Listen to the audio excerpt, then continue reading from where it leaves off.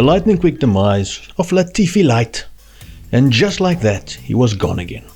Let's be honest, when it was announced back in 2022 that King Latifi would be replaced by Logan Sargeant, I was rather sad. No longer would race day be made so much more exciting by the smiling Latifi. How nice was the surprise though, when Sarge turned out to be cut from the same racing cloth as the GOAT called Latifi. Albon scored 33 points as teammate to the Sarge in their season and a half together. Sargeant scored 1. That's roughly 8% of the amount of points the team scored in their time together. Not great, but still not the reason why the team Frank built and someone else now runs decided to sack him. As we'll see just now, Sarge may very well have been a pay driver. Sponsors such as Gulf Oil, Michelob Ultra, Stevens and Duracell were Williams bound when he joined, and the extra incentive of larger American support loomed large in support of Logan Sargeant's case for the Williams seat. So why did Williams pull the plug on the man who replaced Latifi so magnificently that I attempted to start a conspiracy theory that Sargeant was in fact Latifi, wearing some sort of Mission Impossible mask? Surely his points scored at the 2023 USGP in Austin, Texas was enough to show his Senna-like abilities. Why? What? Sarge a pay driver? Rubbish, man. Why would Williams replace supreme pay driver, nice guy and part-time king of all things F1 meme related Latifi with the exact same thing except that he didn't have the experience of driving in Formula 1? Well, AI knows all, so I'll just ask Google Gemini if Sarge was a pay driver. And here's its answer, and I quote, "Here's a breakdown of the main points. Williams' denial. The team has repeatedly stated that Sargeant was not a pay driver, and that he secured his seat based on his talent and performance. Family wealth. It's undeniable that the Sargeant family is wealthy, thanks to their involvement in the oil industry. However, this doesn't automatically make Logan a pay driver. Performance. Sargeant has shown promise in Formula 2 and has been competitive in his time at Williams. This suggests he has the talent to justify his seat." Ultimately, whether Sargeant was a pay driver remains a matter of opinion and speculation. While there may be evidence to support both sides of the argument, it's important to consider the team's official stance and the driver's performance on the track.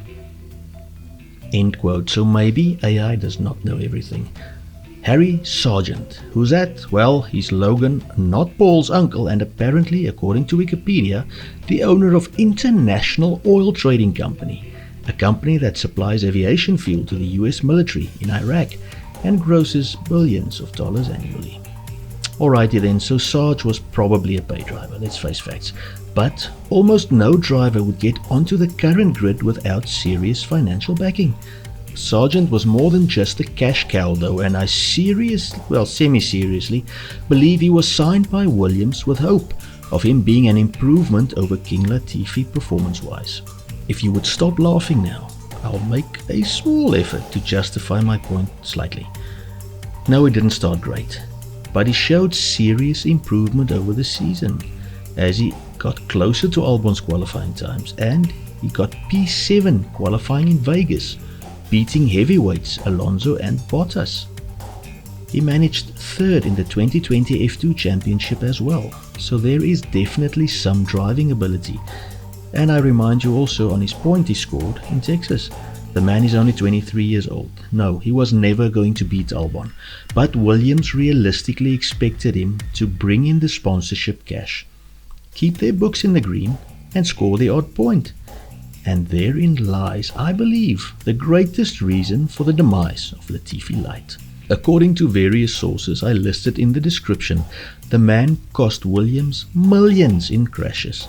I mean Mazepin levels of millions.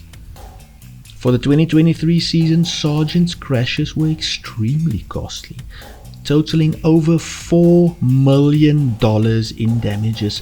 This made him the most expensive driver in terms of crash damage for the whole season. Now I know $4 million is just about Red Bull's toilet paper budget, but Williams is not Red Bull. $4 million may very well have been quite useful in plugging some other gaps, and the man has continued costing them more in 2024.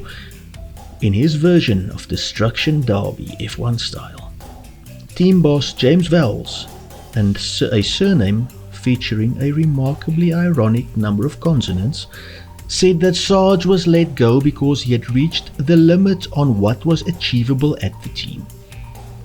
A statement which could easily also be understood that Sargeant had reached the limit of damage that the team were willing to accept him to cause, and he's been booted to IndyCar or NASCAR or whatever other sports Americans can compete in driving around a donut.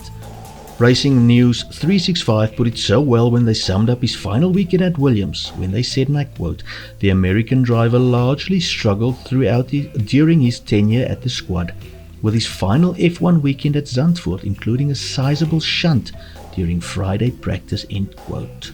So, with Sainz joining in 2025, why did Williams pull the plug now? Sarge would certainly have cost them a few more bobbing crashes during the rest of the season, and new boy Colapinto is reported to be paying Williams $500,000 per race to be Sainz's placeholder, a claim of course which James Vowles has denied. As an article on Planet F1 puts it, and I quote, "However, Colapinto brought no financial backing with him at the point of getting the seat." Vowles said a flood of sponsors from Colapinto's native Argentina have since been in touch to get their branding on the FW46. What I'll make very clear to everyone is no sponsorship was linked to signing him, end quote. So the young man doesn't pay a bundle himself, but rather has a bundle of backers paying it for him. Either way, I would have preferred to see Mick Schumacher race for Williams till the end of the season, but I guess he brings less cash.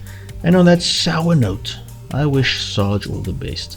I hope he can find a drive in a series he excels at, and Williams can regain a little of the prestige it has lost over the last 2 decades. And with that, it's time for me to say goodbye. Thank you very much for watching, I do appreciate it. God bless, and goodbye.